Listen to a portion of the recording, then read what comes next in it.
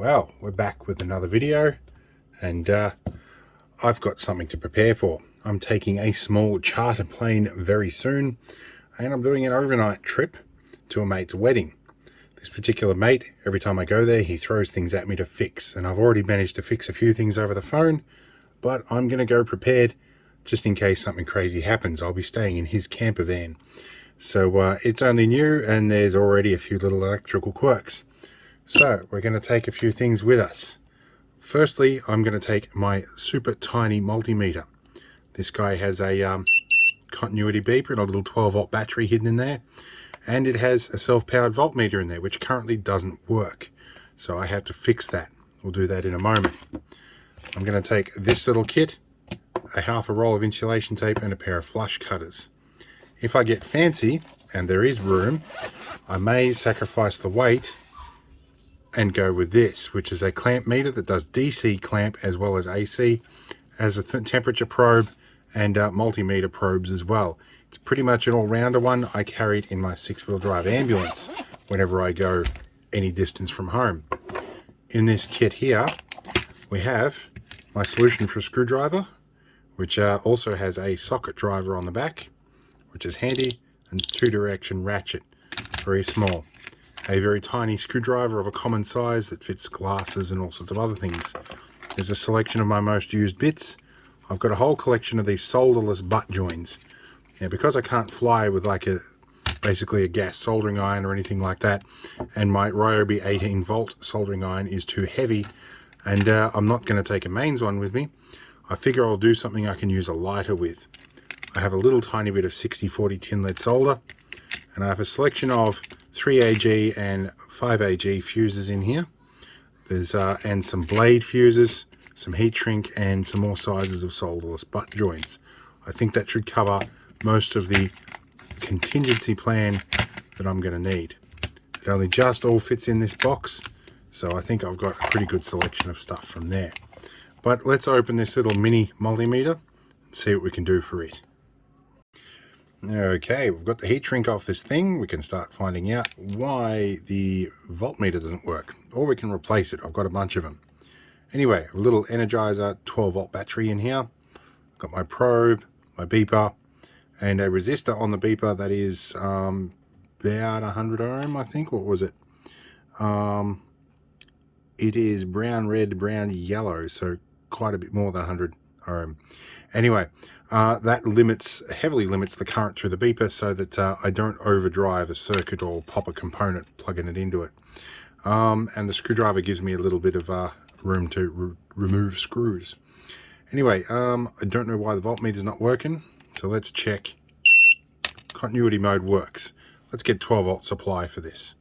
Okay, we're going to hook a 12-volt supply to that, and we're going to hook ground to that side. We have 12-volt on those lines, and nothing. Okay, so something has gone wrong, probably at the switch. We know that at least this is connected to the switch, because when we go continuity mode, we can self-check its own continuity. Something on with the switch, so we might warm that hot glue up a bit, peel that switch away, and see if we can get to the wiring behind it. Alright, going to use the safety approved method, or not safety approved method, of using a gas torch to warm that up.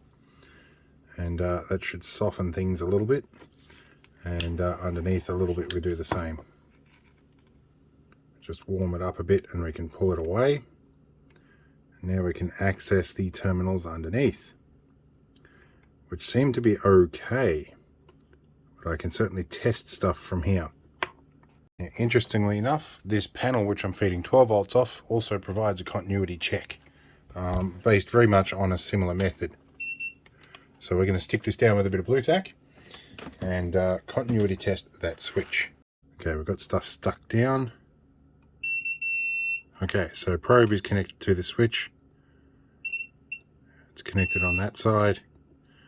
And so the switch works, the wires work, so maybe something about the voltmeter is not right. Let's see if I can get that off. Alright, we made a step in the right direction. If I go across the probe here, and I go across the terminal under here, if I can make contact with it, we show 3 volts on our meter. And it's a reversing beeper that I used. So through the resistance, it's dropping to about 3 volts. So we probably have a bit of a contact problem down here. Alright, so now I've got in here, everything's working. Now that I've poked around all the stuff, maybe I've just got a dicky switch contact. I think that might be it. I may have to just replace the switch. It is indeed, it's a dicky switch. Alright, we're going to get our soldering iron heating up and we're going to go fan out. Here we found another switch which I have fortunately not opened up and messed with. Now we need to fold the corners down on this one and hopefully we don't mess the switch up. So I'll fold them down to make it ultra compact. This one has been used before, but that's okay. And what do we have? We had red in the middle. So that's to our screwdriver tip. And the 2 blacks on the outside. Even though they're not negatives, it's just the colour of the wire that I had at the time. Tipping stuff over in the background. We're going to tin our iron just a little bit. And we're going to touch on that terminal. Now there was a terminal here that was never really used, so we're going to tin that and a little bit of fresh on that one. Doesn't really matter which way we get these because I don't really label it until after I've wired it anyway, and I didn't label it in the first place, so it can go around whichever way it needs to and it will still function. I think the iron's a little on the warm side now. Let's get this guy in here and go. I think that should be good. And if all goes well, when we touch these 2 together, we shouldn't short things out. There we go. It's working. Until the clip fell off. So that should work. Alright, now we glue it all back together with some hot glue. Now a little fun fact about me, I don't actually own a hot glue gun. I've got loads of hot glue, but I haven't used a hot glue gun in a long time. I have a bad history of them dying and blowing up and not working, so I stopped buying them. Now I keep losing this thing, so I'm going to go with some yellow heat shrink this time. And I need about that much, I'd say. Alright, so a phrase I was told in my TAFE years, pretty much similar to college years I guess for some people, is that anything fits with a run-up, and that sort of comes to mind right about now. Alright, so I'm going to have to shrink this down, then I'm going to have to cut the top out with a blade. That's okay. Let's just shrink all this down.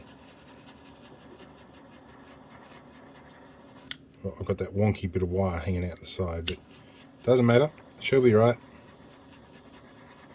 Every time I say that, things go wrong. Right, I think that's good enough. I will accept along the top here. And we'll give that a little bit of a push up there. That's nice and cool. I'll let that cool, the rest of it cool off, and then we'll get a blade and cut that out. Now, it's worth noting when I'm doing this flight, the other thing I'm going to take with me is my Victorinox Cyber Tool and my Leatherman rebar. Just because they fit in my belt and they are pretty much an entire toolkit on their own. I'm looking for the small blade in this, because the small blades in Victorinox stuff, while they don't lock, they are razor sharp. Very good at slashing thumbs open when they're in the way of this sort of stuff. So I'm going to go quiet a little bit. It's no disrespect to you guys, it's just me trying to make sure that I don't cut something I don't intend to. Go.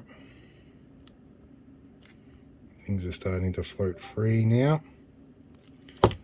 Now we should be able to peel up a corner of this and start to get it off.